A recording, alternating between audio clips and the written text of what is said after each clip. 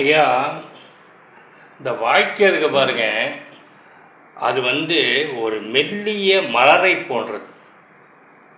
ஒரு அற்புதமான மலர் இருக்கு பாருங்க, அந்த மலருக்கு ஈடானது வாழ்க்கை. மெல்லிய நூலிழை போன்றது.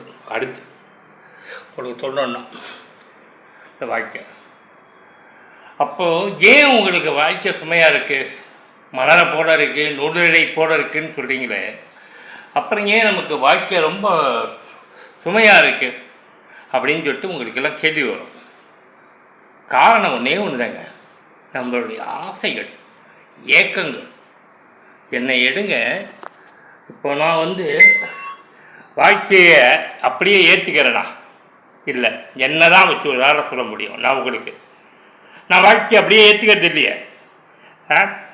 ஆசை வச்சுக்கிறேன், பெரிய டேரக்டர் ஆகணும்னு ஆசை வச்சுக்கிறேன், ஏதாவது ஒரு சாதிக்கணும்னு ஆசை வச்சுக்கிறேன், குறைவான வருமானத்தை வாழக்கூடிய மனோநிலையை வளர்த்துக்கிறேன். இப்படி என்கிட்ட நிறைய குறைகள் இருக்கையா. இப்போது ஏன் சுமையாக மாறாது? அந்த சுமை சேர்ந்து சேர்ந்து ஏன் மாரடைப்பு வராது?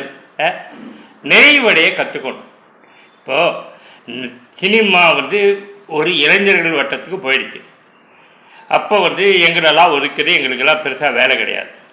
அப்போ என்ன பண்ணோம், நாங்களாம் மனசை தேர்த்திக்கணும். டே, உனக்கு 62 வயசு ஆகுது, சினிமாவோட இனிமேல் வாய்ப்புகள் கிடைப்பது கஷ்டம், வேறு வாழ்வியலை பார்க்கணும், இல்லைன்னா ஓய்வுக்கான மனோநிலையை கொடுக்கணும் அப்படின்ட்டு. ஆனால் முடியலையே. ஏன் முடியல? சென்னை பட்டணம் பிடிக்கல. எனக்கு சில சுமைகள், பாரங்கள் கொடுத்துருக்காங்க பாரு, அது சுத்தமாக பிடிக்கல. சகிச்சுக்கிட்டு வாழறேன் எதாவது வீட்டுக்குள்ளே. அந்த பாரங்கள் எனக்கு சகிக்கிற. சின்ன குழந்தைங்க மாதிரி இடம் பண்ணுவாங்க வீட்டில் இருக்கிறவங்க.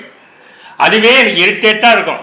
சின்ன குழந்தை கூட கொஞ்சம் தெளிவாக இருக்கும். இவங்கெல்லாம் 90 வயசு நெருங்க போகிறாங்க, 88, 87. ஆனால் போட்டு டார்ச்சர் கொடுக்கும் அப்படியே குழந்தைகளை.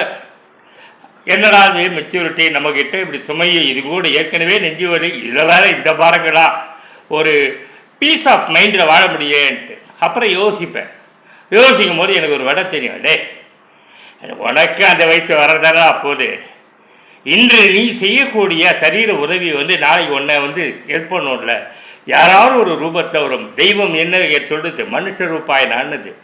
நாளைக்கு தெய்வம் உன்னை காப்பாற்றும்ல. தகிச்சுக்கடா, தாய்க்கடா, போடா. இந்த பிறவியே போயிட முடிய போகுது. ஹார்ட் அட்டாக்லாம் வந்துடுச்சு. அதோட ஃபைனல் எண்டு வரைக்கும் டாக்டர் சொல்லிட்டான். தகிக்க முடியாத ஆண்டு. இதை தாங்க நான் சொல்கிறேன். வாழ்க்கை மலரை போன்றது தான். நம்மளுடைய எண்ணங்கள், சிந்தனைகள், ஆசைகள், எதிர்பார்ப்புகள் இதுதான் சுமையாக இருக்குது. சுமை